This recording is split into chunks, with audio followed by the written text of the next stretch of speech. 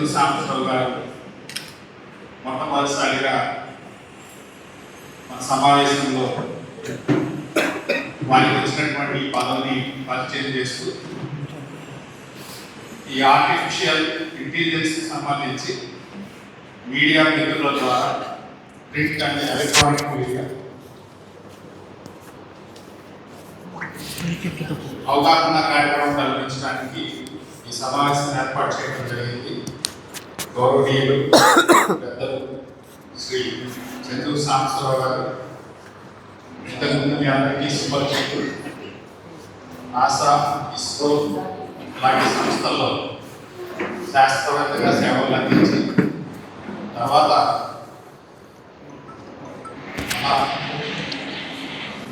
ఏరియాలో ఏ సామాజిక ప్రజలకు అవసరమైనటువంటి కార్యక్రమాల్లో తన వంతు ముందుగా ఉంటూ సహాయ సహకారాలు అందించేటువంటి పెద్దలు శ్రీ చంద్రు సాంబశివరావు గారిని వేదిక మీదకి రావాల్సిందిగా హృదయపూర్వకంగా కోరుతున్నాను.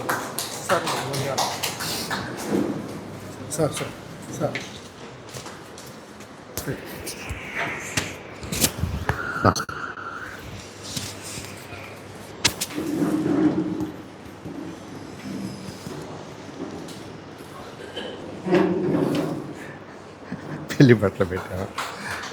Thank you. Thank you.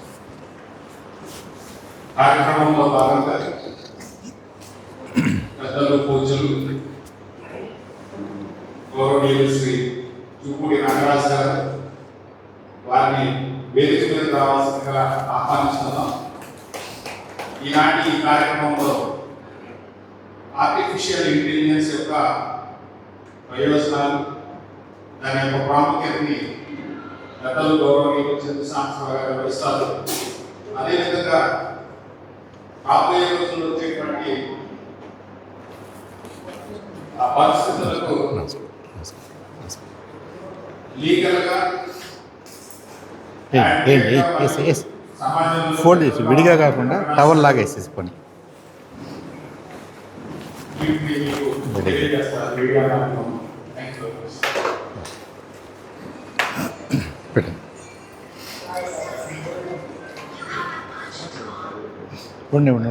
ఉండండి.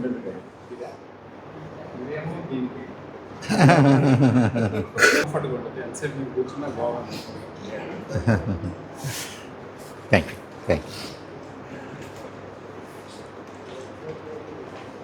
ప్రెసిడెంట్ కూడా ఒక్క నిమిషం మాట్లాడతానంటున్నాడు. తర్వాత మీరు, తర్వాత నేను. సరిపోదు.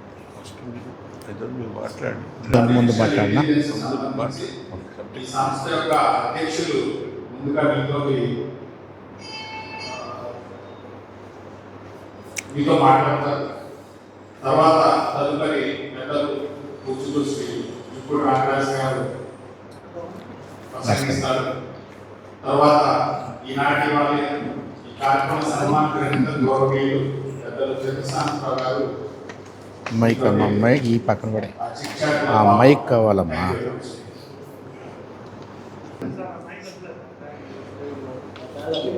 ఇదొద్దా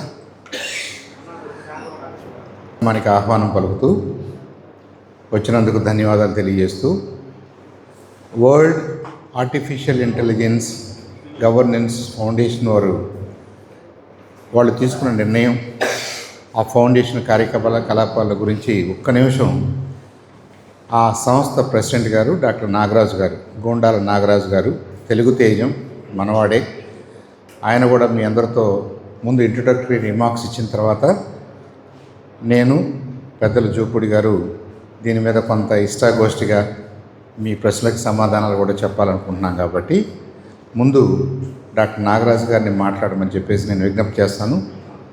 మీకు ఎలా వీలైతే అలా మీరు రికార్డ్ చేసుకున్నాము. డాక్టర్ నాగరాజు గారు. సాంబశివరావు గారు, మరి ముఖ్యంగా print and media, electronic media మిత్రులకు special thanks. World AI governance foundation 3 సమావేశాలు జనవరి 24 హైదరాబాద్లో జరిగాయండి. ఆ సంస్థ ఫౌండరు డాక్టర్ ఉమాంగ్ గారు, అదర్ డైరెక్టర్స్ సందీప్ బన్సాల్ గారు, ప్రశాంత్ గారు, వాళ్ళు బెంగళూరు, కోట, ముంబై నుంచి వచ్చారండి. సో ఇక్కడ లోకల్ కూడా నాకు తెలిసిన ఐటీ లీడర్స్ని ఒక అరౌండ్ 26 మందిని తెచ్చామండి. ఏఐ స్టార్ట్అప్ ఫౌండర్స్ని అందరూ రావడం జరిగింది. ఈ సమావేశంలో మేము కొనాలి ముఖ్య నిర్ణయం ఏంటంటే అంతరిక్ష శాస్త్రవేత్త అయిన చంద్ర సాంబశివరావు గారిని మా బోర్డుకి మేము అడ్వైజర్గా తీసుకున్నామండి. ఎందుకంటే ఆయనకి అపారమైన అనుభవం టెక్నాలజీలోను, లీగల్ ప్రొఫెషనల్లోను, AI especially AI governance, regulatory పాలసీలో he has extraordinary experience. So that is why we suggested unanimously Calcutta as advisor for our WAIT foundation. And ఆ తర్వాత మేము చాలా విషయాలు మాట్లాడామండి. నేను ఇక్కడ ఉన్నాను కాబట్టి అవన్నీ షేర్ చేసుకోలేను, కానీ మా తరఫున మా అడ్వైజర్ చంద్ర సాంబశివరావు గారు మీకు అన్ని విశదీకరిస్తారు. Thank you. కూర్చొని మాట్లాడితే పర్వాలేదా? నిలబడినా మీకేది కన్వీనియంట్గా ఉంది? ఓకే. ఈ నెల 23, 24 తారీఖుల్లో వరల్డ్ ఆర్టిఫిషియల్ ఇంటెలిజెన్స్ గవర్నెన్స్ కోసం ఏర్పాటు చేసినటువంటి ఫౌండేషన్ వారు వాళ్ళ బోర్డ్ ఆఫ్ డైరెక్టర్స్ మీటింగ్ని హైదరాబాద్లో ఏర్పాటు చేసుకున్నారండి. ఆ సందర్భంగా ఆర్టిఫిషియల్ ఇంటెలిజెన్స్ తోటి అనేక రకాలైన అప్లికేషన్స్ని వరల్డ్ వైడ్గా అనేక కంపెనీలు చేస్తున్నాయి, ప్రభుత్వాలు కూడా వాడుతున్నాయి, ఇండివిజువల్స్ కూడా వాళ్ళ పర్పసెస్ కోసం అనేక రకాలైన అప్లికేషన్స్ను వాడుకుంటున్నారు. అంటే there is a clear ecosystem of developers and consumers. అయితే ఎవరు ఎందుకు ఏ అప్లికేషన్స్ చేస్తున్నారు, దాన్ని ఎవరు వాడుకుంటున్నారు, ఈ అప్లికేషన్స్లో చెక్స్ అండ్ బ్యాలెన్సెస్కి ఎవరు రెస్పాన్సిబిలిటీ తీసుకుంటున్నారు, ప్రభుత్వాల పాత్ర ఏంటి, మరి ఏదో డెవలపర్స్ చేస్తున్నారన్నప్పుడు ఓవరాల్గా అలాంటి కంపెనీల పాత్ర ఏంటి, ఆ కంపెనీలు ఏ మేరకు వాటిని ఓవర్సీ చేయగలుగుతున్నాయి, ఏ మేరకు వాటికి డైరెక్షన్ ఇస్తూ గవర్న్ చేస్తూ వాటి వల్ల నష్టం లేకుండా, ప్రజానీకానికి నష్టం లేకుండా, యూజర్ కమ్యూనిటీకి నష్టం లేకుండా చూడగలుగుతున్నాయి అంటే అవన్నీ కూడా దాదాపు క్వశ్చన్ మార్క్సే. సో ఇది ఒక్క భారతదేశంలోనో లేదంటే మన దేశంలో కూడా మళ్ళీ మన రాష్ట్రంలోనో జరుగుతున్నటువంటి విషయం కాదు. ఇది ప్రపంచవ్యాప్తంగా దాదాపు అన్ని దేశాల్లో ఉన్నటువంటి ప్రజానీకం ఎదుర్కొంటున్నటువంటి ఒక ఛాలెంజ్గా మారింది. ఇది కరెక్ట్ కాదు, దీన్ని నియంత్రించాల్సినటువంటి టైం ఆసన్నమైంది. నియంత్రణ అనేది నియంత్రణ కోసం కాకుండా, ఇన్నోవేషన్ని స్టైఫల్ చేయడానికి కాకుండా, ఇన్నోవేషన్ని ఎంకరేజ్ చేస్తూనే, రకరకాల అప్లికేషన్స్ని తయారు చేసే వాళ్ళకి ఆ వెసులుబాటు ఇస్తూనే అందరికీ ఆర్టిఫిషియల్ ఇంటెలిజెన్స్ ఉపయోగాలు అందేలాగా అన్ని సెక్టర్స్లో కూడా దీని ఉపయోగాలు మనకి చేరేలాగా జాగ్రత్తలు పడుతూ అట్ ద సేమ్ టైం దీన్ని నియంత్రించాల్సిన అవసరాన్ని అయితే గుర్తించారు. దానికోసం మన దేశం లీడ్ తీసుకుని ముంబై హెడ్ క్వార్టర్స్గా డాక్టర్ ఉమాంగ్ మెహతా గారు, అలాగే డాక్టర్ గుండాల నాగరాజు గారు, ఇంకా మరికొంతమంది పెద్దలు ఒక ఫౌండేషన్ ఏర్పాటు చేసి, ఆ ఫౌండేషన్ ద్వారా మనం ఇంపార్షియల్గా ఒక థర్డ్ పార్టీగా ప్రభుత్వాలకు కానీ, కంపెనీలకు కానీ, ఇండివిజువల్ యూజర్ కమ్యూనిటీస్కి కానీ, అకాడమియాలో ఉన్నటువంటి విద్యార్థులకు కానీ మనం ఉపయోగపడగలం. అదేదో ఒక కంపెనీ తరఫున చేయాలనుకుంటే రిస్ట్రిక్షన్స్ ఉంటాయి, ఆ కంపెనీకి కొన్ని వెస్టెడ్ ఇంట్రెస్ట్లు ఉంటాయి, ఆ కంపెనీ వాళ్ళ ప్రోడక్ట్స్ని అమ్ముకోవడానికి ట్రై చేసే అవకాశాలు ఉంటాయి. కాబట్టి ప్రభుత్వాలు కూడా సస్పీషియస్గా చూస్తాయి. అలా కాకుండా ఒక నాన్ గవర్నమెంటల్ ఏజెన్సీ, ఒక నాట్ ఫర్ ప్రాఫిట్ ఏజెన్సీ, అన్ని రంగాల్లో నుంచి అందరితో ప్రముఖులతోటి అన్ని ప్రాంతాల నుంచి కూడా ఒక ఎలాబరేట్ సిస్టమ్ని డెవలప్ చేసుకుని ఒక large group of serious professionals, most of them are retired, most of them are in governance stage, most of them are either C-level officers or MDs of various countries, various companies, corporations. అలాంటి వాళ్ళతోటే మనం వాళ్ళకున్న సాధక బాధలు అర్థం చేసుకుని ఒక common ఫ్రేమ్వర్క్ని తీసుకురావాలి. ఒక కామన్ ఫ్రేమ్వర్క్ ద్వారా కామన్ స్టాండర్డ్స్ని క్రియేట్ చేసిన తర్వాత దాన్ని అవసరమైతే చట్ట రూపంలో పార్లమెంట్ ద్వారా చట్టం కూడా చేయించగలిగితే అప్పుడు రాబోయే రోజుల్లో ఏఐ బెనిఫిట్స్ అందరికీ వస్తాయి. ఏఐలో నుంచి ఫ్రాడ్యులెంట్ యాక్టివిటీ తగ్గిపోద్ది, ఈ సోకాల్డ్ సైబర్ క్రైమ్ తగ్గిపోద్ది.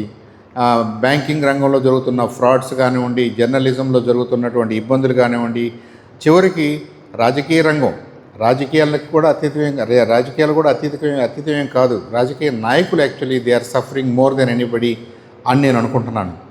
అలాంటి రాజకీయ నాయకులు, రాజకీయాలు ఈ మరి అన్ని రంగాలు ఎఫెక్ట్ అయినప్పుడు, ఇంక్లూడింగ్ రాజకీయాలు, ఇంక్లూడింగ్ జ్యుడిషియరీ కూడా దీనికి ఎఫెక్ట్ అయినప్పుడు, ఇది it becomes a question of మన డెమోక్రటిక్గా మన దేశం లేదా మిగతా దేశాలు మనగలగాలంటే, ఒక ఓపెన్ ఎన్వైర్న్మెంట్లో బిజినెసెస్ జరగాలంటే, ఓపెన్ ఎన్వైర్న్మెంట్లో ఎలక్షన్స్ జరగాలంటే, ఇంపార్షియల్గా ప్రభుత్వాలు పనిచేయాలంటే ఇది పెద్ద ఛాలెంజ్గా అయి కూర్చుంది. కాబట్టి ఈ ఛాలెంజ్ని అడ్రస్ చేయాల్సిన అవసరం మనవాళ్ళు లీడ్ తీసుకుని దాన్ని గుర్తించి ఆ సెక్టర్ బై సెక్టర్ పనిచేసుకుంటూ వస్తున్నారు.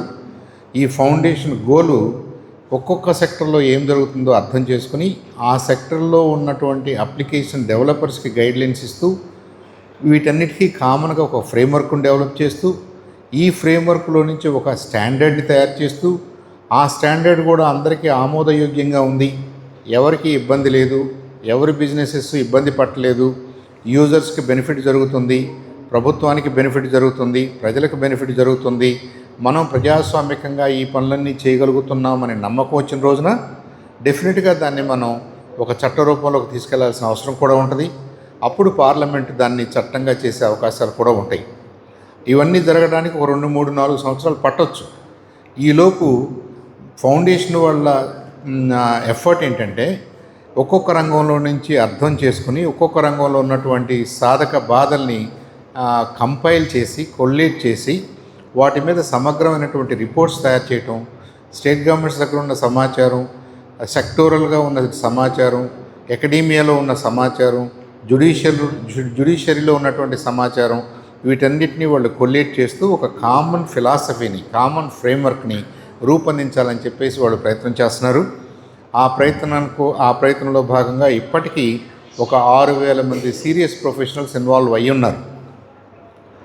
బోర్డ్ ఆఫ్ డైరెక్టర్స్గా ఒక 35 మంది ఉన్నారు. వీళ్ళందరూ చేసే ప్రయత్నానికి తోడుగా నన్ను కూడా ఒక అడ్వైజరీ రోల్ ప్లే చేయమని వాళ్ళు అడిగినప్పుడు I thought it's a good opportunity. ఎందుకంటే ఒక ఇంజనీర్గా నా ప్రస్థానాన్ని స్టార్ట్ చేసి ఒక స్పేస్ సైంటిస్ట్గా పనిచేసి యుఎస్ వెళ్ళి చదువుకుని యుఎస్లో అకాడమీ ఎలా పనిచేస్తో చూసి అక్కడ టీచ్ చేసి అక్కడ నాసాలో పనిచేసి మళ్ళీ అక్కడ నుంచి మన భారతదేశం వచ్చిన తర్వాత మళ్ళీ మన ప్రభుత్వాలతో పనిచేశాను, మన రాజకీయ రంగంలో పనిచేశాను, ప్రభుత్వంలో క్వాజీ జ్యుడిషియల్ బాడీలో పనిచేశాను. అంటే almost like a judge, quasi judicial judge అనం, కానీ మేము రియల్ ఎస్టేట్ రెగ్యులేటరీ అథారిటీ ఒక రెగ్యులేటర్గా పనిచేశాను, ఆ అనుభవం ఉంది. ఒక 2-3 కంపెనీలకి ఇండిపెండెంట్ డైరెక్టర్గా పనిచేయడం వల్ల గవర్నెన్స్ లేయర్లో నాకు కొంత అనుభవం ఉంది. ఇవన్నీ కూడా I think I will be more than happy to contribute అనే సెన్స్లో నేను కూడా ఉన్నాను. కాబట్టి ఫౌండేషన్ వాళ్ళ ప్రపోజల్ని వెంటనే యాక్సెప్ట్ చేశాను. ఆ ఫౌండేషన్కి మొన్న 24వ తారీఖు నుంచి నేను కూడా అడ్వైజర్గా పనిచేస్తున్నాను. అయితే ఇది ఎవరో కొంతమంది ఒక 1000 మందో 2000 మందో 5000 మందో చేసే పని కాదు.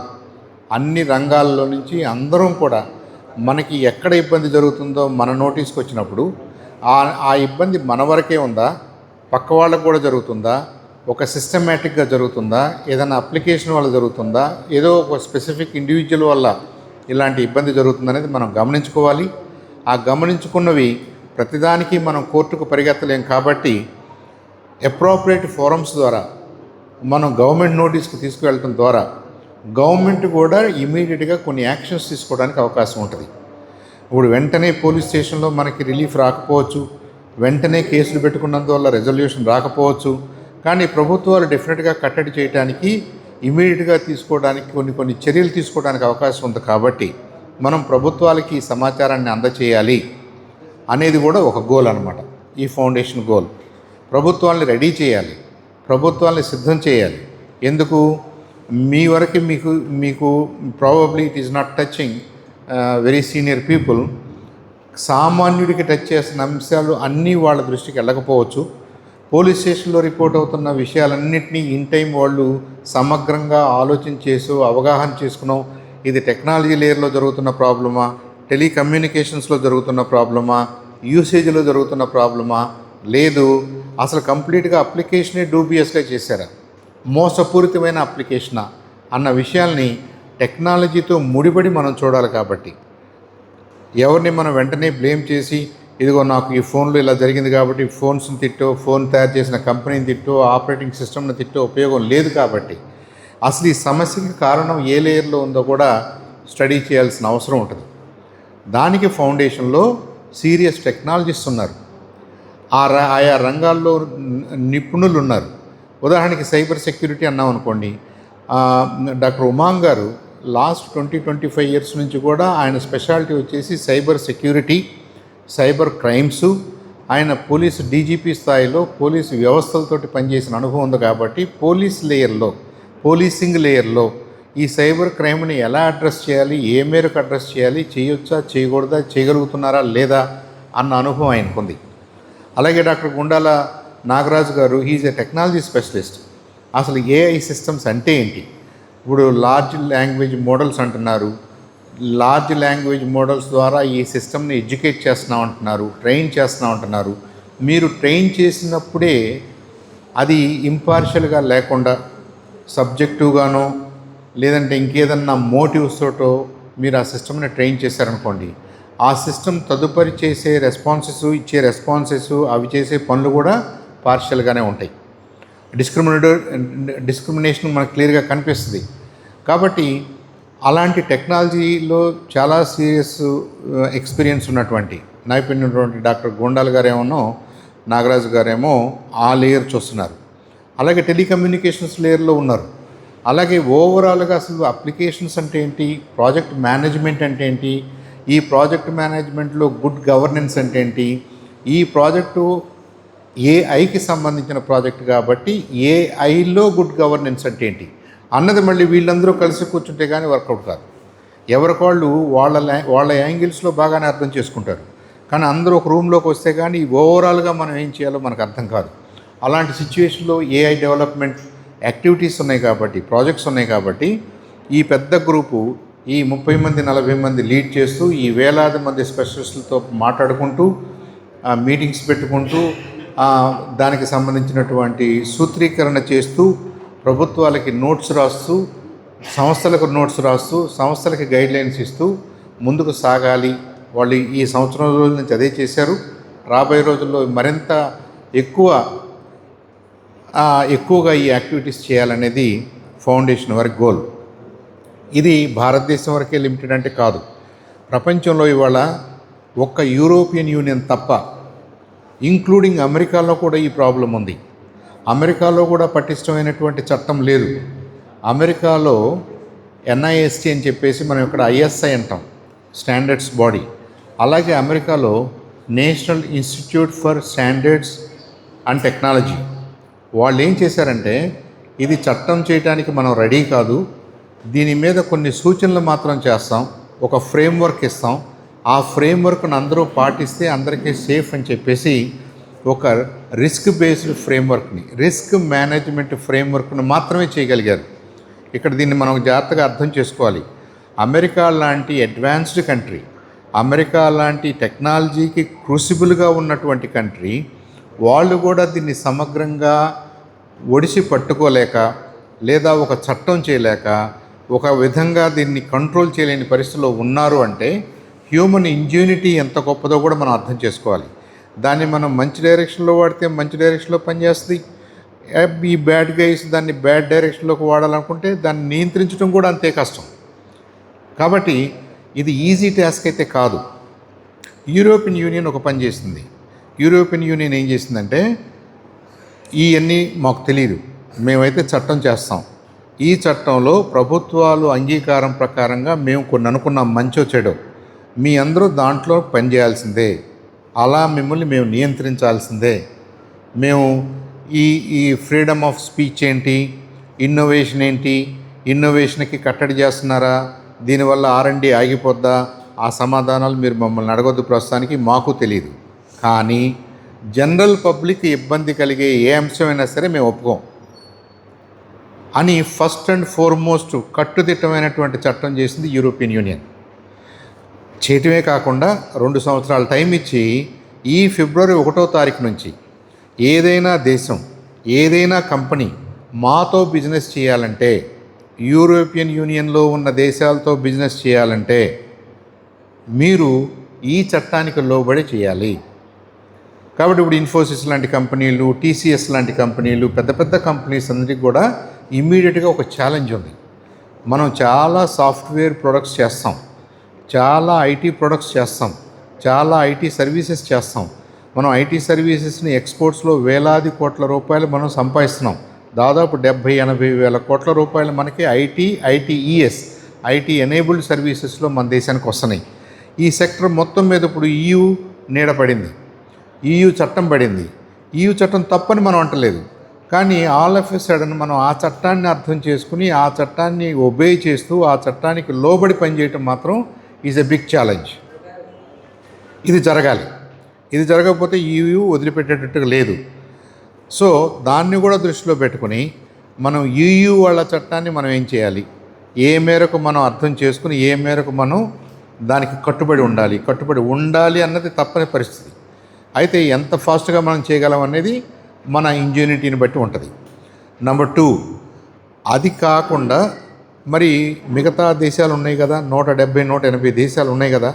ఈ 170-180 దేశాల్లో ఆలోచన ఎలా ఉంది? వాళ్ళకి సరైనటువంటి టెక్నాలజికల్ ఇన్ఫ్రాస్ట్రక్చర్ లేక, ఆలోచన లేక, టెలికాం మీద కంట్రోల్ లేక, చట్టం చేయడానికి రెడీనెస్ కూడా లేదు వాళ్ళ దగ్గర. మనం ఇండియాలోనే లేదంటున్నాం, అమెరికాలో లేదంటున్నాం. మన సౌత్ ఆఫ్రికన్ బ్లాక్ కానీ, సౌత్ అమెరికన్ బ్లాక్ కానీ, లేదంటే రకరకాల కంట్రీస్ ఉన్నాయి. వాళ్ళు ఇప్పుడిప్పుడే ఈ ఐటీ రంగాన్ని గురించో, ఆర్టిఫిషియల్ ఇంటెలిజెన్స్ గురించో నేర్చుకుంటున్నారు. అక్కడ యూనివర్సిటీస్లో కూడా, అక్కడ స్టూడెంట్స్ కూడా. వాళ్ళ దగ్గర మనం ఎక్కువ ఎక్స్పెక్ట్ చేయడానికి లేదు. సో వాళ్ళకి లీడర్షిప్ ఇవ్వాల్సిన బాధ్యత కూడా భారతదేశానికి ఉంది. ఇప్పుడు నరేంద్ర మోడీ గారి నేతృత్వంలో మన ప్రభుత్వం ఏం చేసిందంటే, మనం ఒక ఫ్రేమ్వర్క్ చేద్దాం. It's a banded, temporary relief అది. కానీ మనం చట్టం చేయాలంటే మనకి సీరియస్ థింక్ ట్యాంక్స్ కావాలి. మన యూనివర్సిటీస్ ఆలోచించి మాకు సలహాలు ఇవ్వాలి, మన కంపెనీలు మనకు ఆలోచించి సలహాలు ఇవ్వాలి, మన ఇండివిజువల్స్ వాళ్ళు ఫేస్ చేస్తున్నటువంటి ప్రాబ్లమ్స్ మనకు తెలియాలి, మన ఎగ్జిక్యూటివ్లో వస్తున్న ప్రాబ్లమ్స్ మనకు తెలియాలి, మన జ్యుడిషియరీలో వస్తున్న ప్రాబ్లమ్స్ మనకు తెలియాలి. అంటే మనకంటే పార్లమెంట్కి, సెంట్రల్ గవర్నమెంట్కి ఈ తెలియాలంటే మనం అందరితో మాట్లాడలేం. కాబట్టి ఒక ఫౌండేషన్ ఉంటే, ఒక నాట్ ఫర్ ప్రాఫిట్ ఏజెన్సీ ఉంటే, వాళ్ళల్లో సీరియస్ పర్సనల్ ఇన్వాల్వ్ అయ్యి ఉంటే వాళ్ళ దగ్గర ఈ సమాచారాన్ని మనం తీసుకోవడం ఈజీగా ఉంటుంది. కాబట్టి ఇండియన్ పార్లమెంట్ కూడా ఒక రకంగా ఈ ఫౌండేషను ఎలాంటి ఇన్ఫర్మేషన్ ఇస్తుంది, ఎలాంటి ఇన్ఫర్మేషన్ తీసుకొస్తుంది అనే దాని మీద చాలా క్యూరియస్గా వాళ్ళు దీంట్లో భాగస్వాములు అయ్యారు. ఒక రకంగా ఈ ఫౌండేషను పబ్లిక్ని ఎంగేజ్ చేస్తుంది, అకాడమిక్ ఇన్స్టిట్యూషన్స్ని ఎంగేజ్ చేస్తుంది, రీసెర్చ్ ల్యాబ్స్ని ఎంగేజ్ చేస్తుంది, కమర్షియల్గా పనిచేస్తున్న కార్పొరేషన్స్ని, కంపెనీలని ఎంగేజ్ చేస్తుంది, లా అండ్ ఆర్డర్ మెషినరీని ఎంగేజ్ చేస్తుంది, జ్యుడిషియరీని ఎంగేజ్ చేస్తుంది, లెజిస్లేటివ్ బాడీస్ని ఎంగేజ్ చేస్తుంది. చివరికి అత్యుత్తమమైనటువంటి లెజిస్లేటివ్ బాడీ మనకి పార్లమెంట్. ఈ పార్లమెంట్ దాకా మనం ఫీడ్ ఇవ్వగలగాలి.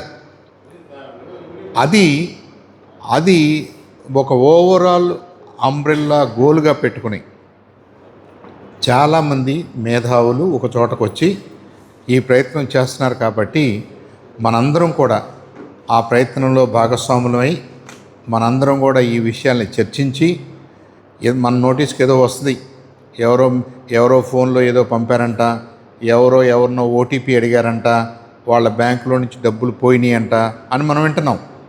సైబర్ ఫ్రాడ్ అని వింటున్నాం.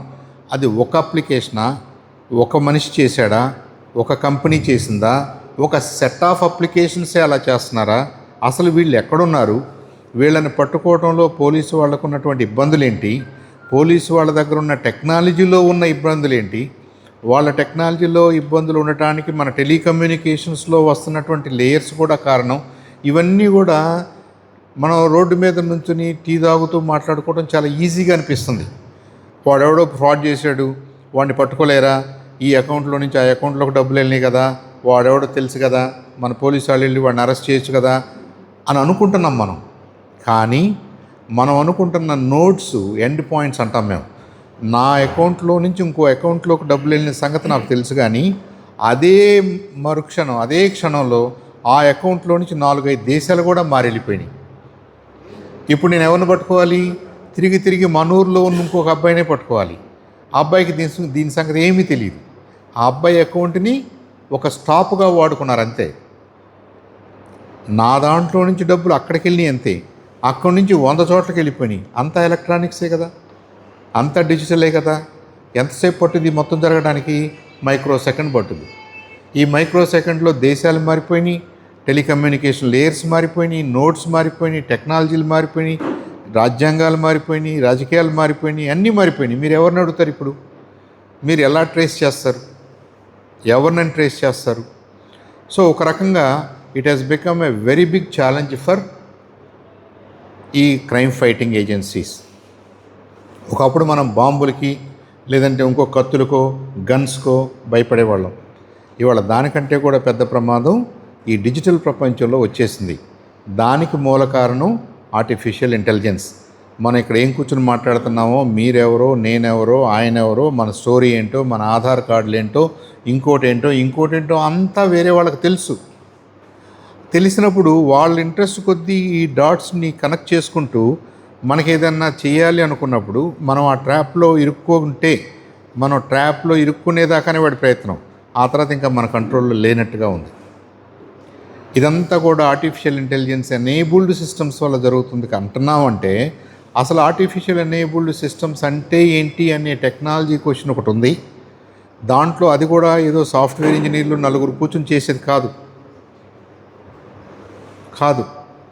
దీంట్లో టెలికమ్యూనికేషన్స్ ఇన్వాల్వ్ అవుద్ది, దీంట్లో అన్ని సెక్టర్స్ ఇన్వాల్వ్ అవుతున్నాయి. ఎడ్యుకేషన్ రంగం ఇన్వాల్వ్ అవుతుంది, బ్యాంకింగ్ ఇన్వాల్వ్ అవుతుంది, హెల్త్ కేర్ ఇన్వాల్వ్ అవుతుంది, జ్యుడిషియరీ ఇన్వాల్వ్ అవుతుంది. వీళ్ళు హాప్స్గా ఇక్కడి నుంచి అక్కడికి, అక్కడి నుంచి ఇక్కడికి, ఇక్కడి నుంచి అక్కడికి అందరినీ కలగోర కంపజేసేసి ఇన్ని దాటేస్తున్నారు. మనకి గతంలో ఉన్న చట్టాలకి బౌండరీస్ ఉన్నాయి.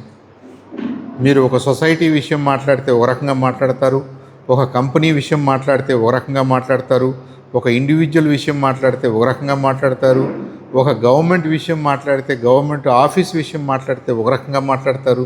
మనకి చట్టాలు, లిమిటేషన్స్ ఉన్నాయి. ఈ డిజిటల్ ప్రపంచంలో అవన్నీ బ్లర్ అయిపోయినాయి, అవి లేవు. కాబట్టి వాళ్ళు ఫ్రీగా చేయగలగటం అనేది ఛాలెంజ్గా తీసుకోవాలి. కానీ వాళ్ళు చేయగలుగుతున్నారు కాబట్టి మనం అంతా డోర్స్ అన్ని క్లోజ్ చేసుకుని డబ్బులు తీసుకొచ్చి మన దిండి కింద పెట్టుకుంటాం అనేది ఆల్టర్నేటివ్ కూడా కాదు. ఇక్కడ డబ్బులు ఒక్కటే కాదు సమస్య, మన హెల్త్ సమస్య ఉంది, మన ఎడ్యుకేషన్ సమస్య ఉంది. మనకన్నీ మనం రోజువారీగా ఏమేం పనులు చేస్తున్నామో ఆయా పనుల్లో మనకి ఇబ్బందులు ఉన్నాయి, ఇబ్బందులు కలిగే అవకాశాలు ఉన్నాయి. వీటన్నిటినీ దృష్టిలో పెట్టుకుని వీటన్నిటి మీద ఆలోచన చేయాలి, అందరినీ కలుపుకుని ముందుకు నడవాలి. ఇది ఒక్క టెక్నాలజిస్టులు చేయగలిగింది కాదు, లా మేకర్స్ కూడా ఇన్వాల్వ్ అవ్వాలంటే లా మేకర్స్ ఇన్వాల్వ్ అయ్యే ముందు సొసైటీ, వివిధ సెక్టర్స్లో ఉన్నటువంటి పెద్దలు అందరూ కూడా రెడీ కావాలి, అందరూ కూడా దీనికి సహకరించాలి. అందరూ కూడా ఇచ్చిపుచ్చుకునే ధోరణిలో మా ఇన్నోవేషన్ దెబ్బతింటుందనే ఒక కండిషన్ ముందుకు తీసుకొచ్చి మేము చేయము అని అనకుండా, మీ ఇన్నోవేషన్కి ఇబ్బంది లేకుండా ఏ మేరకు మీరు నియంత్రించడానికి మీకు అనుకూలంగా ఉంటుందో, మీ వ్యాపారానికి అనుకూలంగా ఉంటుందో కూడా యాజ్ ఎ బిజినెస్ మ్యాన్ మీరే చెప్పాలి, యాజ్ ఎ కార్పొరేషన్ మీరు చెప్పాలి, యాజ్ ఎ బ్యాంక్ మీరు కూడా ముందుకు రావాలి. ఇవన్నీ చేయటానికి ఒక స్వచ్ఛంద సంస్థ, నాన్ గవర్నమెంటల్ ఏజెన్సీ మన దేశంలో పనిచేయాలి. మనం మిగతా దేశాలకి గైడెన్స్ ఇవ్వాలి కాబట్టి మిగతా దేశాలతో కూడా మనం పనిచేయాలి. అందుకని దీన్ని ఒక వరల్డ్ వైడ్గా నడపాలని ఈ ఫౌండేషన్ రీచ్ అన్ని దేశాల్లో మన సహాయం ఏ దేశాల్లో కావాలో, మన ప్రభుత్వం మనల్ని సహాయం చేయమని ఏ దేశాలకు మనల్ని పంపిస్తుందో ఆయా దేశాల్లో ఈ ఫౌండేషన్ చేయడానికి సిద్ధంగా ఉంది. ఈ మంచి అవకాశం మనకి ఇచ్చినందుకు మన ఊరికి మనకి డెఫినెట్గా డాక్టర్ గుండాల నాగరాజు గారు, ఆయన కూడా మన తెలుగువాడే, లీడ్ పర్సనాలిటీ, అలాగే డాక్టర్ ఉమాంగ్ గారికి, వీళ్ళందరికీ కూడా ధన్యవాదాలు తెలియజేస్తూ మీడియా మిత్రులకు కూడా నేను ప్రత్యేకంగా తెలియజేసేది ఏంటంటే, మీరు eyes and ears of the public are the system. మీరు కూడా వాచ్ చేయండి. మీరు కూడా నా ద్వారా ఫౌండేషన్కి తీసుకెళ్ళవచ్చు. మన గుంటూరు నుంచి మనకు తెలిసిన విషయాలు, మన ఆంధ్ర నుంచి మనకు తెలిసిన విషయాల్ని మనం ఫౌండేషన్కి ఇవ్వడం ద్వారా ఫౌండేషన్ మరింత శక్తివంతంగా మనం మార్చడానికి అవకాశం ఉంది. దీంతో నేను ఆగి ఎవరికైనా ఏదైనా క్వశ్చన్స్ ఉంటే తీసుకుందాము. నా క్వశ్చన్స్ కంటే ముందు లీగల్ ఫ్రెటర్నిటీలో మరి దాదాపుగా 30-40 సంవత్సరాల నుంచి లీడ్ అడ్వకేట్గా పనిచేస్తున్నటువంటి పెద్దలు రంగరాజు గారు, జూపూడి రంగరాజు గారికి కూడా అపారమైనటువంటి అనుభవం ఉంది. ఈ చిన్నవో పెద్దవో రకరకాలుగా జరుగుతున్నాయి. దీని అంతటికీ నెక్సెస్ ఏంటి, దీని ఆరిజిన్ ఎక్కడ ఉంది, దీన్ని ఎవరు ఎప్పుడు ఎలా పట్టుకోవాలనేది టెక్నాలజీ పాయింట్ ఆఫ్ వ్యూలో కాకపోయినా సొసైటీ పాయింట్ ఆఫ్ వ్యూలో ఆయనకున్నటువంటి అపారమైనటువంటి అనుభవాన్ని మనతో షేర్ చేసుకుంటారు. ఇప్పుడు ఓవర్ టు శ్రీ రంగరాజు గారు. Thank you. నమస్కారం. ఫౌండేషన్ చేసేటువంటి కార్యక్రమం చాలా ముదావా. మనకి రాజ్యాంగం లేనప్పుడు రాజ్యాంగం కావాల్సి వచ్చింది. రాజ్యాంగం కోసం చెప్పి ఆ రోజున భారతదేశం కోసం దాదాపు 350 మంది 40 రోజులు కూర్చున్నారు. కూర్చున్న రాజ్యాంగం తయారీ భారతదేశానికి. బ్రిటన్కి అన్రిటన్ కాన్స్టిట్యూషన్ ఉంది, అమెరికాకి రిటర్న్ కాన్స్టిట్యూషన్ ఉంది, ఏషియన్ కంట్రీకి కాన్స్టిట్యూషన్ ఉంది. కానీ ఏ కాన్స్టిట్యూషన్ లేదు. నా ఇంటెలిజెన్స్ కాదు ఫాలో చేసి ఆర్టిఫిషియల్ ఇంటెలిజెన్స్ చేసుకోవచ్చు. నా ద్వారా నా ఇన్పుట్స్ని తీసుకొని ఇంకొక ఆయన ఆర్టిఫిషియల్గా తను చేసుకోవచ్చు. ఇటువంటి బౌండరీస్ అంటూ మాత్రం లేవు ఆర్టిఫిషియల్ ఇంటెలిజెన్స్. మొన్న మధ్యనే రీసెంట్గా పోయిన సంవత్సరం సుప్రీంకోర్టు తీర్పు ఇచ్చింది ఆర్టిఫిషియల్ ఇంటెలిజెన్స్ పైన. నేను ఎంత మటుకు మనం తీసుకోవచ్చు, చేయకూడదు అనేటువంటిది. ఈ మధ్యన మన ఆంధ్రప్రదేశ్ హైకోర్టు నిదానంగా ఆయనకి వెళ్ళి వీళ్ళందరినీ ఒక ఫోటో తీసుకో. తీర్పులో సారాంశంగా చూస్తే ఒక విషయం చదివి వినిపిస్తారు, అర్థం చేసుకుంటే ప్రజలకు అర్థమైపోతుంది. ఇందులో రాసింది artificial intelligence should be done with great care. చాలా కాషన్తో ఉండాలి. కాషన్ అండ్ విజ్డమ్, ఈ 3 మాత్రం చాలా అవసరం. ఎవరైనా సరే ఎంత కాషన్గా ఉండాలి, కాషన్గా ఉండాలి యూజ్ చేసాడు. మన ఈ మధ్య చిన్న విషయం చెప్తాను, పర్సనల్గా నాకు ఉండేటువంటి అనుభవాన్ని మీకు ముందు పంపిస్తాను. మధ్య ఒకళ్ళు నాకు ఫోన్ చేశారు. ఫోన్ చేస్తే ఏంటి మీరు 18,000 రూపాయలు ఇన్వెస్ట్ చేయండి, మీకు బాగా డబ్బులు వస్తాయని చెప్పి ఇన్వెస్ట్ చేయమని చెప్పి నాకు ఒక ఆయన ఫోన్ చేశాడు. నేను నైటు అది 10:30 ప్రాంతంలో చేశాను. ఇచ్చేసరి నెక్స్ట్ డే దానికోసం అప్లికేషన్స్ కోసం అని చెప్పి నా బ్యాంక్ నుంచి 15,000 రూపాయలు పంపించారు. సిద్ధపడిన తర్వాత మధ్యలో ఆపేసా కావాలని, వీటి విషయం తెలుస్తున్న ఉద్దేశం పైన ఆపేసిన తర్వాత మళ్ళీ నా ఫోన్ నెంబర్కి మళ్ళీ ఇంకొక ఆయన ఫోన్ చేశాడు. ఫోన్ చేసి నేను అమెరికా నుంచి మాట్లాడుతున్నానండి, మీరు వైద్యు నిర్మలా సీతారామన్ అట్టా వాళ్ళు చేసినప్పుడు అందులో వచ్చారు, మీరు ఎందుకు చేశారు, ఎందుకు ఇన్వెస్ట్ చేయట్లేదు అడిగాను. నేను చెప్పాను నాకు దీనికి తెలియదు అసలు ఏమి, ఆమె లేమ్యాన్, అడ్వకేట్ కానీ లేమ్యాన్ అని ఆపరేషన్ లేమ్యానే చెప్పాలి. అన్న తర్వాత నేను ఒక ప్రముఖమైనటువంటి రాజకీయవేత్త ప్రభుత్వ వాళ్లకు ఫోన్ చేసి చెప్తే ఇది ఆర్టిఫిషియల్ ఇంటెలిజెన్స్ ద్వారా వచ్చింది, మీరు నమ్మద్దు, ఇన్వెస్ట్ చేయగలరు. అంటే గవర్నమెంట్ ఆఫ్ ఇండియా కూడా దీని సంసిద్ధత లేదు.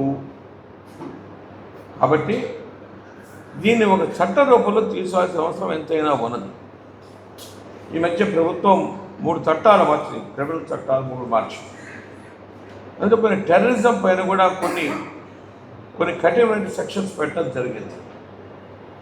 దీంతోపాటు అనేక రకాల రంగాలు ఎఫెక్ట్ కాబోతున్నాయి ఆర్టిఫిషియల్ తోటి. మా కోర్టు అని అవసరమైతే రంగరాజు మాట్లాడతాడు, రంగరాజు ఉండడు.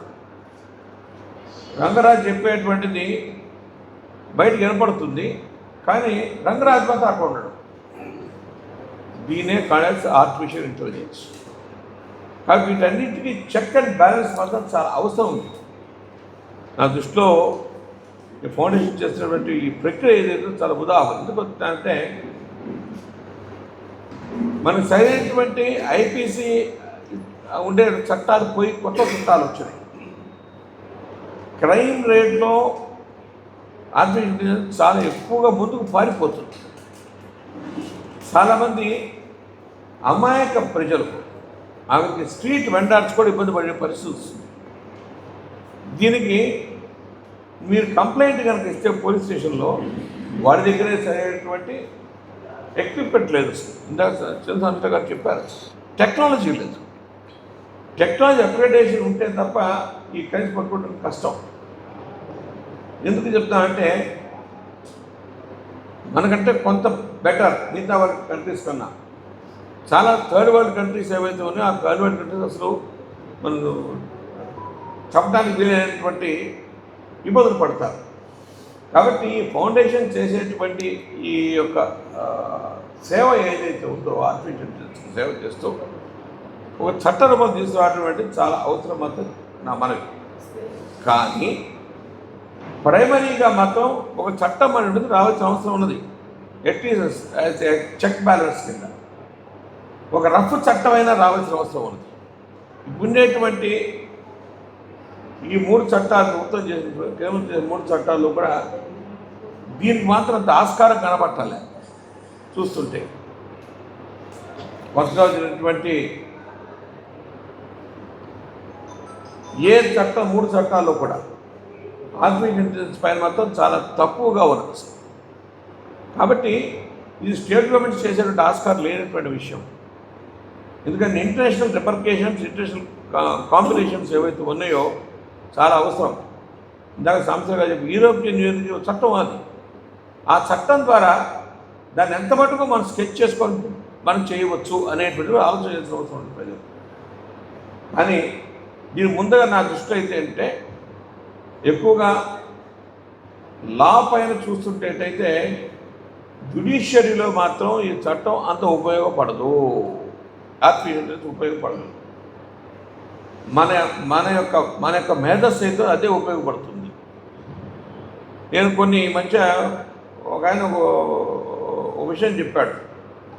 ఒక పిటిషన్లో ఆర్టిఫిషియల్ ఇంటెలిజెన్స్లో వచ్చేటువంటిది కాస్త క్రోడీకరించాడు. విజయవాడలో క్రోడీకరించి ఒక కమిషనర్ అపాయింట్మెంట్ కోసం దాన్ని గురించి పెట్టాడు.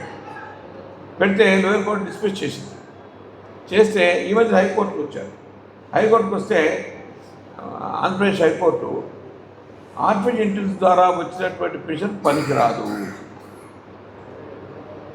అది వ్యాలిడ్ కాదు చట్ట రూపంలో. కాబట్టి మనం కాషస్లో ఉండాల్సిన అవసరం ఉందని చెప్పి హైకోర్టు తీర్పు ఇచ్చింది. ఎందుకు చెప్తున్నానంటే ఇందులో ఒక విషయం ఉంది. అన్నా కోచి శెట్టి వర్సెస్ లక్ష్మీబాయి నారాయణ సంతోష్ అని ఒక తీర్పు వచ్చింది మధ్య 2025 సుప్రీంకోర్టు 5/7/758 డెసిషన్ వచ్చింది. అందులో ఒక వర్డ్ రాశారు, చాలా ఆశ్చర్యం వేస్తుంది. Noted that the courts are also confronted with AI generated and computer generated statements.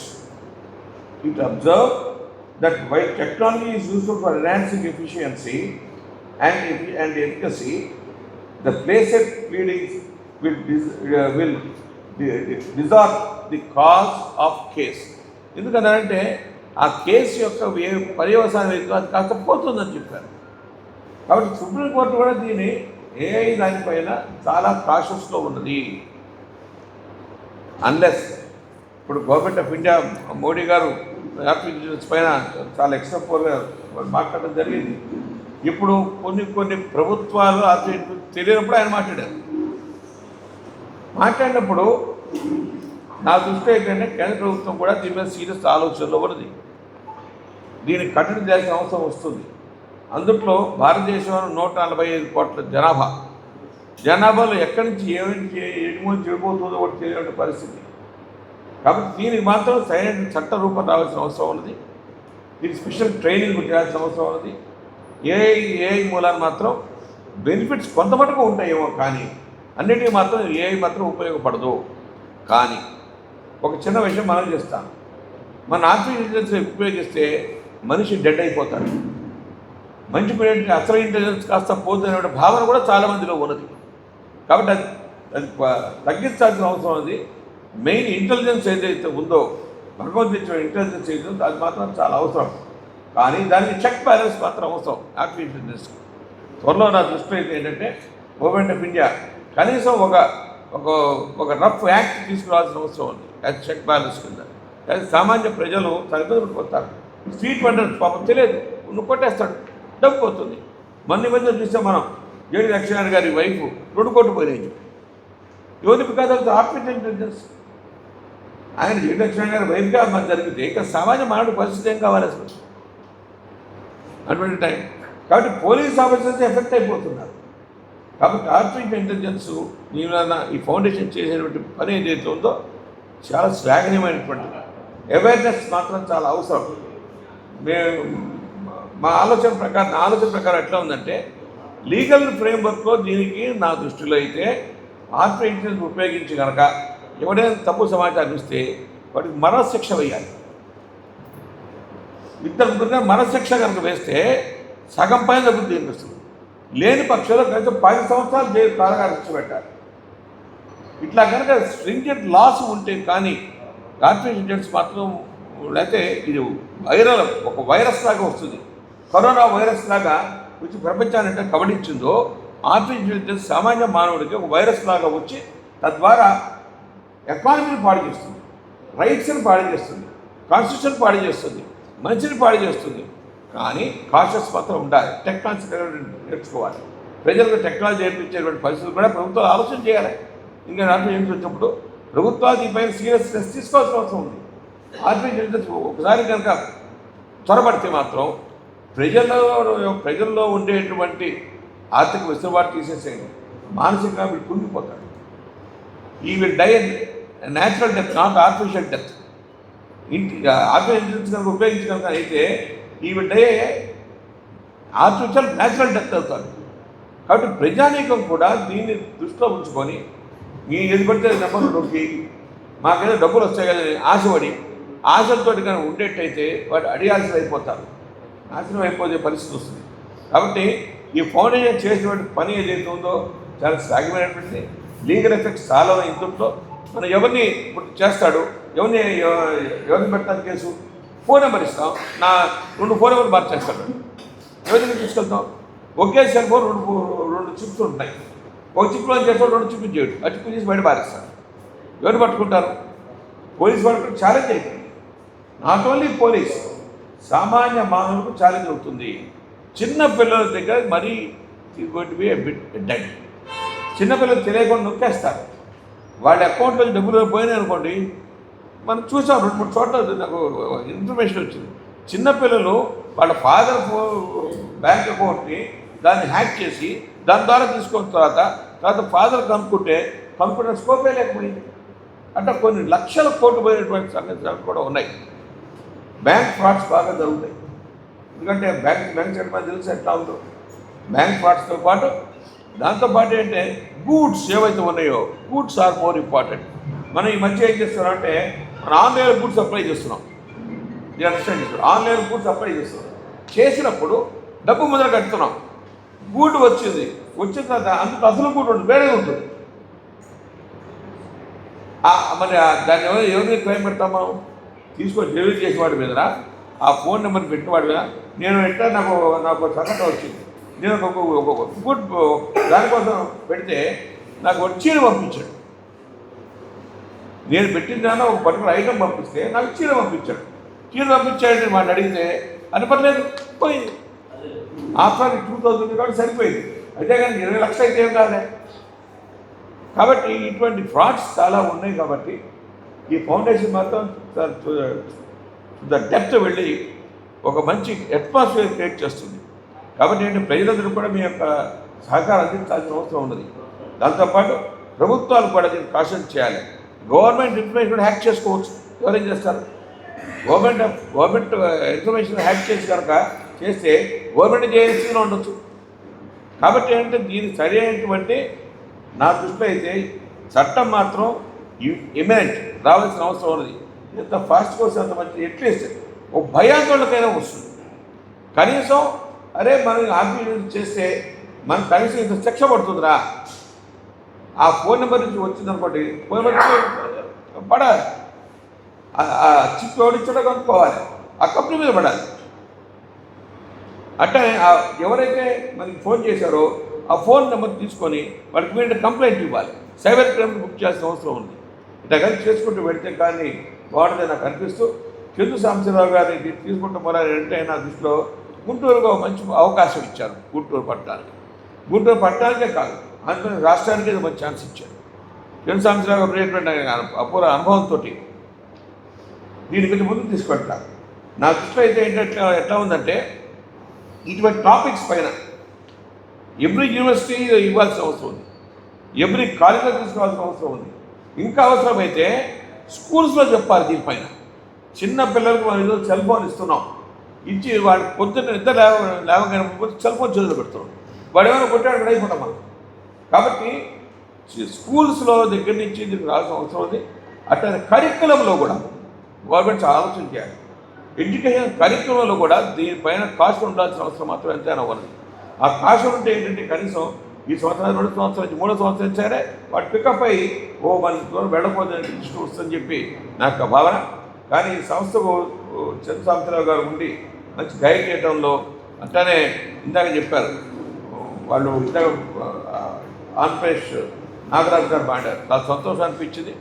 But నా దృష్టి అయితే ఏంటంటే ఈ సంస్థ మంచిని చేస్తుంది, చెడును విసర్జించే మార్గం చేస్తుంది.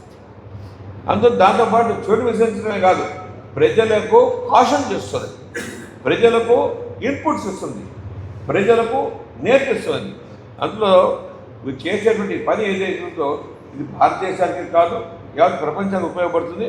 భారతదేశం లీడ్ తీసుకుని తద్వారా ఈ సొసైటీ కనుక సక్రమంగా కనుక చేసి వినియోగిస్తే తప్పకుండా ఈ చట్ట రూపంలో త్వరలోనే అవుతుందని నాకు భావన ఉంది.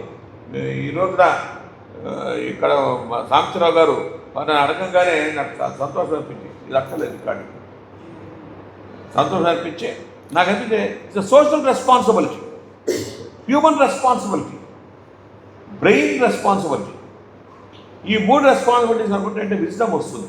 విజ్డమ్ కనుక వస్తే ఎప్పుడైతే వచ్చిందో మనం ఎక్కడ పడితే కాషియస్గా ఉంటాయి మనం చేస్తూ, లీగల్ ఆస్పెక్ట్స్లో మాత్రం చాలా కాషియస్గా ఉండాలి. నువ్వు నోటీస్ ఇచ్చినా కూడా ఎవరికి వాళ్ళు నోటీసు, నాకు మనకు ఆయన వచ్చాడు, ఏమంటే ఇట్లా వచ్చిందండి పోయిందండి, నోటీస్ ఏ ఫోన్ నెంబర్కి వాళ్ళు, నేను ఆ ఫోన్ నెంబర్ చేస్తే ఆ ఫోన్ పోయే, అసలు ఆ ఫోన్ నెంబర్ పక్కన పారేశాడు. కాబట్టి ఇటువంటి డిఫికల్టీస్ వస్తాయి. కాబట్టి ప్రజలు మాత్రం కాషియస్గా ఉండాల్సిన అవసరం ఉందని మనం చేస్తూ, మనకి విచక్షణాజ్ఞానం ముందు ఉపయోగించాలి. ఏఐలో ఏంటంటే మనిషి యొక్క విచక్షణాజ్ఞానం ఉపయోగించాలి ఫస్ట్, దట్ ఈస్ ఇంపార్టెంట్. విచక్షణాజ్ఞానం లేకుండా కనుక మనం టెక్నాలజీని ఆధారపడితే మాత్రం మనం టెక్ అయిపోతాం. కాబట్టి ప్రజలు అర్థం చేసుకోవాలని కోరుతున్నాను. ఏంటంటే మన యొక్క బేసిక్ ఇంటెలిజెన్స్ ఏదైతే దాన్ని ఉపయోగించి మంచి చెడ విశ్లేషణ చేయాల్సిన అవసరం ఉంది. ఏ దాంట్లో తప్పు కనుకుంటేటైతే విచరించాల్సిన అవసరం ఉందని మనం చేస్తూ, నాకు ఈ లీగల్ ఆస్పెక్ట్లో నా దృష్టిలో మాత్రం ఇంకా ఫార్వర్డ్ కావాల్సిన అవసరం ఉంది. క్రైమ్స్ పెరగబోతున్నాయి, పోలీసు వాడికి ఛాలెంజ్ కాబోతుంది, మా లాయర్కి కూడా ఛాలెంజ్, మా లాయర్ డబల్ ఛాలెంజ్. మేము పట్టుకుంటే అన్లెస్ మేము కూడా ఎక్విప్ అయి ఉండి టెక్నాలజీని టు ద కోర్ తెలుసుకుంటే కానీ మేము చేయలేము. కాబట్టి సైంటిస్టులు ఎవరైతే ఉన్నారో technology made easy, complex technology ఉండకూడదు. కాంప్లెక్స్ టెక్నాలజీ ఉండేటైతే నేర్చుకోవడం కష్టం. కాబట్టి అది కూడా తగ్గుతుంది, ముందుకు వస్తుందని చెప్పి నా భావంతో మీ అందరికీ చెప్తూ, మీ అందరూ దీన్ని మాత్రం ప్రతి వాళ్ళు ఇప్పుడు మీరే భుజస్కంధాల పైన ఉంది. ఎందుకంటే మిమ్మల్ని కూడా ఆర్టీ మేము కూడా క్యాచ్ చేయొచ్చు, పెద్ద కాదు. వీడు ఏ తప్పుడు సమాచారం చేసి ఆయన నోటీస్ వచ్చినారు. కాబట్టి అంటే ప్రెస్ వాళ్ళకు కూడా ఇది చాలా చాలా జాగ్రత్తగా ఉండాల్సిన అవసరం ఉంది. ఎస్పెషల్లీ టీవీస్ వాళ్ళు ఎవరైతే చేస్తున్నారో, టీవీ పెద్దలు వాళ్ళు జాగ్రత్తగా అవసరం ఉంది. ఎందుకంటే నేను నాట్యం చేయను, కానీ నా నాట్యం వస్తుంది. ఎవరు చేశారు నాట్యం? రంగరాజు చేయడం నాట్యం. కాబట్టి దొంగ నాటకాలు కూడా వచ్చే ఆస్కారం ఉంది. కాబట్టి నేను జాగ్రత్తగా ఉండాలని నేను ప్రార్థిస్తున్నాను. ధన్యవాదాలు. Thank you sir. మధు గారు ఎవరికైనా ఏదైనా డౌట్స్ కానీ క్వశ్చన్స్ కానీ ఉంటే ఒక్క నిమిషం. నేను ఈ మధ్య ఇప్పుడే ఒక డాక్యుమెంట్ డౌన్లోడ్ చేసి చూశాను. డౌన్లోడ్ చేసినప్పుడు ఇందులో రాశారు ఏంటంటే key components of AI governance ఏమి ఉండాలని. కీ కాంపనెంట్స్ ట్రాన్స్పరెన్సీ, పారదర్శకత, అకౌంటబిలిటీ ఉండాలి. అంటే ఫెయిర్నెస్, అంటే ఎవరైతే ఉన్నారో వాళ్ళు ఫెయిర్గా ఉండాల్సిన అవసరం ఉంది. అన్నింటిలో ముఖ్యమైన సెక్యూరిటీ, ఇది చాలా అవసరం. దాని తర్వాత అన్నింటిలో ముఖ్యమైన డేటా ప్రొటెక్షన్. డేటా ప్రొటెక్షన్ ఎవరు చేస్తారో చెప్పండి. మనం చూసాం గత 10 సంవత్సరాల్లో డేటా ప్రొటెక్షన్ కోసం గవర్నమెంట్ ఆఫ్ ఇండియా యాక్ట్ పెట్టింది. ఆ యాక్ట్ అమల్లో చేసేటప్పుడు యాక్ట్ అమల్లోకి రావాలి, దానికి టీత్ ఇవ్వాలి. టీత్ అంటే అర్థం ఏమిటి? డేటా తప్పు డేటా కనిపిస్తే వీడికి శిక్ష పడుతుంది ఎవరైనా సరే. ఆ డేటా ప్రొటెక్షన్ కనుక ఉన్నట్టయితే సగం పైన ఈ ఆర్టిఫిషియల్ ఇంటెలిజెన్స్ తగ్గుతుంది చెప్పి నాకు కావాలి. Thank you sir. Thank you అండి. ఏదన్నా ఉంటే మాట్లాడదాం. మధు గారు, ప్రసాద్, ఏమన్నా అనుమానాలు, ఏదైనా క్వశ్చన్స్ ఉంటే తీసుకుందాం, లేదనుకుంటే విల్ క్లోజ్ ఇట్.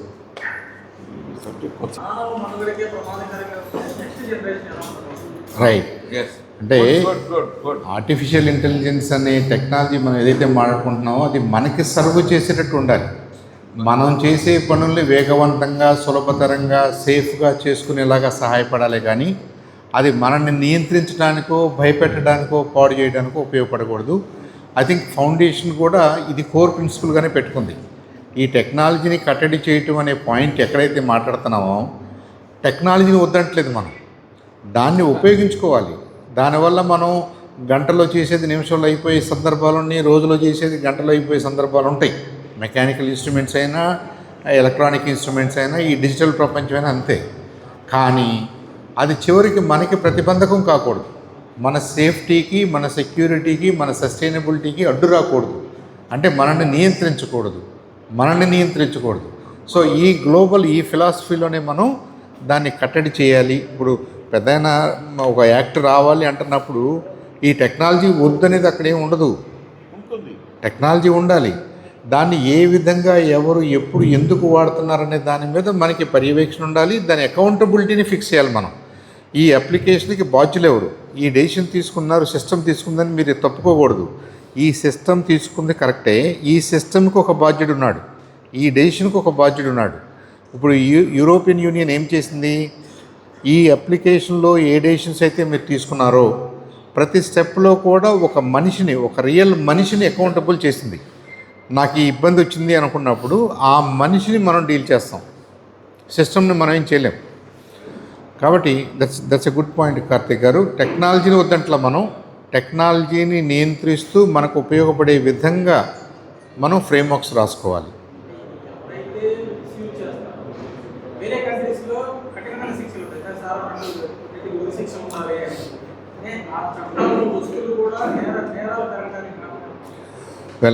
అది కొద్దిగా పెద్ద లార్జర్ క్వశ్చన్. అది మనకి ఇంటర్నేషనల్ ఉంది కదా, హ్యూమన్ రైట్స్ చార్టర్స్ ఇవన్నీ ఉన్నాయి కాబట్టి ఇంటర్నేషనల్లోకి మనం పోలేం. యుఎన్ఓ పోవాలి, దానికి మనం చేసేది కూడా లేదు, చేసుకోవాలి. బట్ ఆ బౌండరీస్లో అవన్నీ ఉన్నాయని గుర్తిస్తూ ఒక డెమోక్రటిక్ సొసైటీగా మనం ఏంటంటే ఇప్పుడు అనుకున్నాం కాబట్టి వెంటనే చేసేయటం కాదు. మనం డిక్టేటర్షిప్లో లేం.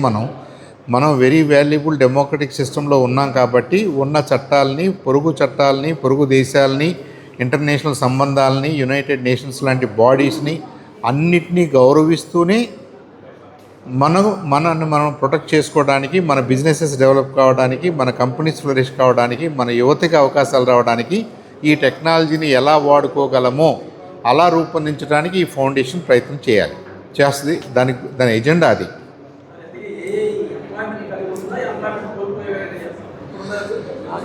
ఇనిషియల్గా ఎంప్లాయ్మెంట్ పోతున్నట్టుగా అనిపిస్తుంది, కానీ ఎంప్లాయ్మెంట్ పెరిగే అవకాశాలే ఎక్కువ ఉంటాయి. మన మైండ్ సెట్ మారాలి. మీరు చెప్పి కరెక్ట్ ఇస్తాము, రైతు భరోసా ఉంది, మన డేటా అంతా ఇస్తున్నాం, దాన్ని వాడు చోరీ చేయొచ్చు, అలాగే చూస్తున్నప్పుడు నువ్వు ఇంకా మాట్లాడన్నట్టు ధ్యానం చేసినట్టుగా లేదా కుప్పబంది చేసినట్టు కూడా వాడు వెంటనే సరిపోతుంటాడు. దాని మీద బరువు పోతుంది కదా, అలాంటివన్నీ మీరు తీసుకుని ముందుకు కొనసాగాలని కరెక్ట్గా చెబుతున్నాం మేము. Very very good very good. Technology కాదు, టెక్నాలజీ కూరగాయ కోసుకుంటే పని చేయాలి కానీ అది మెడకాయ కోసుకుంటాం కాదు, అట్లా తయారవుతుంది కాబట్టి మీరు వెరీ గుడ్ వెరీ గుడ్. అది మనకు ఉపయోగపడాలి కానీ మనల్ని ఇబ్బంది పెట్టకూడదు. ఇబ్బంది పెట్టుకోవాలి. రైట్, థ్యాంక్ యూ బానిస కాకూడదు. థ్యాంక్ యూ అది ఒక మాట చెప్పాలి దాన్ని బానిస థ్యాంక్ యూ కాకూడదు. Sir thank you thank you. చెప్పారు బాగుంది. ఇట్స్ ఇంటర్నేషనల్ బాడీ కాబట్టి మన ఇండియా ప్రజెంటేషన్ కూడా బాగుండాలి. మనం కూడా ఇప్పుడు చాలా కంట్రీస్లో వాళ్ళకి అర్థం కావట్లేదు. ఇబ్బంది పడతారు సార్. ఇప్పుడు మోడీ గారు ఏం చేశారంటే ఈయుతో డీల్ పెట్టుకున్నాం కదా, మనం మార్చుకోవాల్సిందే. సైమల్టేనియస్గా కింద వాళ్ళ శభాష్. ఓయ్యో ఒకటే సార్ ఇంతకీ చెప్పలే. ఓకే బాబు. థ్యాంక్ యూ వెరీ నైస్ అమ్మా. Thank you thank you thank you.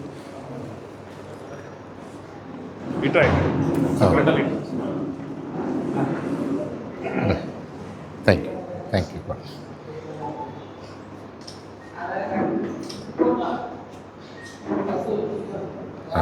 Thank you sir. చూసి అది అలా రైట్ రమ్మా రా పర్లేదురా right okay good thank you thank you.